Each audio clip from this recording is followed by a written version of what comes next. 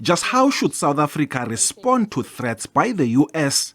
That's what lawmakers grappled with during the SONA debate. One group is mindful of the economic impact, while another wants President Ramaphosa to stick to his promise not to be bullied by the US.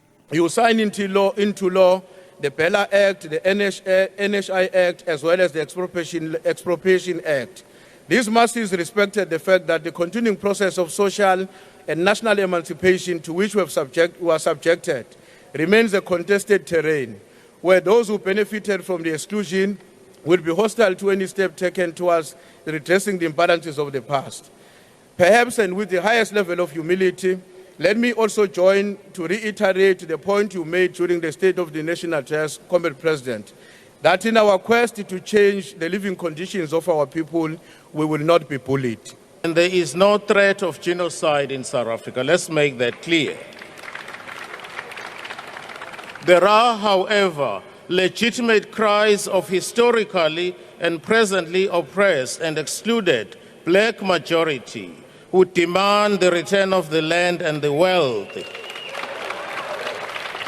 to the ownership and control of the people as a whole, and not the privileged few beneficiaries of apartheid and colonialism.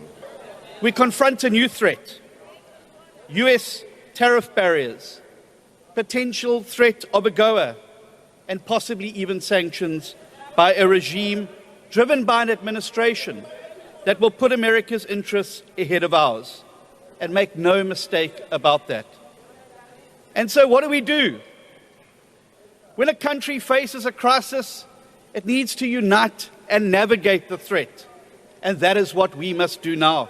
Mr. President, we are not being attacked by the Trump administration because you did anything wrong.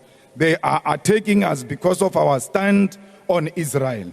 They are attacking us because of the action the government has taken to ICJ. And we are saying to you, do not be misled by people who are saying you are under siege because of expropriation, which is meaningless act.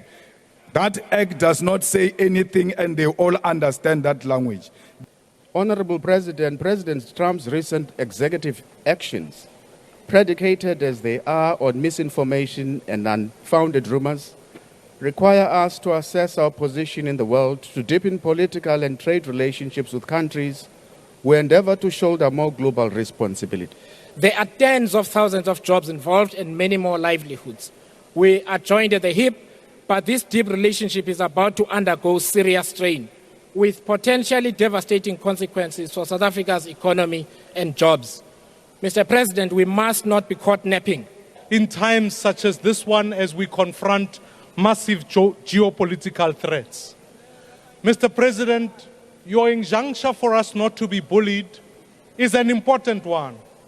I want to urge, Mr. President, there are times such as this one we must remind ourselves to remain united as a nation. Meanwhile, the Deputy Public Works Minister has moved to assure the US that the Expropriation Act will ensure security of tenure before he took a swipe at Public Works Minister Dean McPherson. On the implementation of the Act, one, we need to ensure that the expropriation, the one who owns the property is engaged, there are negotiations. Secondly, there is a valuer who assesses the property. All of these four guarantees ensure the security of tenure and property rights in South Africa. The misinformation about land grab and all other falsehoods are rather unfortunate. Worse, when a minister publicly said the act will not be implemented when he is still in the office. The FF Plus insists that land expropriation will not resolve the land question if history is anything to go by. There were about 80,000 claims in terms of the restitution to address the unjust of the 1913 Land Acts. Of those claimants, 94%, and it's in the annual report, didn't want the land, they wanted the compensation. If we go to land redistribution, it is in the annual reports that 80% of the projects were failures. So to say that expropriation without compensation will solve the land issue and land reform is just not true. Job creation and the target to have a 3% growth rate will rely on the industrial policy, amongst others. There are several ways to get significantly more people economically active.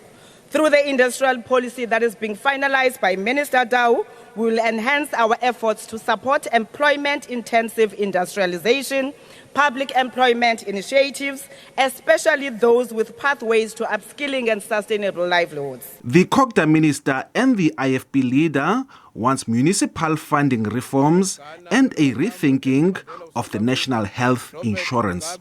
The IFP fully supports the principle of universal access to health care. Our concern, Honourable President, is the feasibility and affordability of the NHI in its current form. The government, therefore, must prioritise strengthening the existing public health care system. Other political parties want the Home Affairs portfolio to be strengthened to prevent fraud. It's easier for illegal immigrants to infiltrate Home Affairs and bribe their way to obtaining documents that give them access to South African social security and other citizenship privileges that our citizens don't have. It is an embarrassment that our kids died of food poisoning, yet foreign spaza shop owners were just requested to register. Mr. President, the spazas selling expired and fake foods will not... Spazas selling fake and expired foods will not be solved by registration. The solution lies in strict enforcement of immigration laws and mass employment of environmental health practitioners. The SONA debate will continue on Wednesday afternoon. Tulelani Philip, SABC News, Parliament.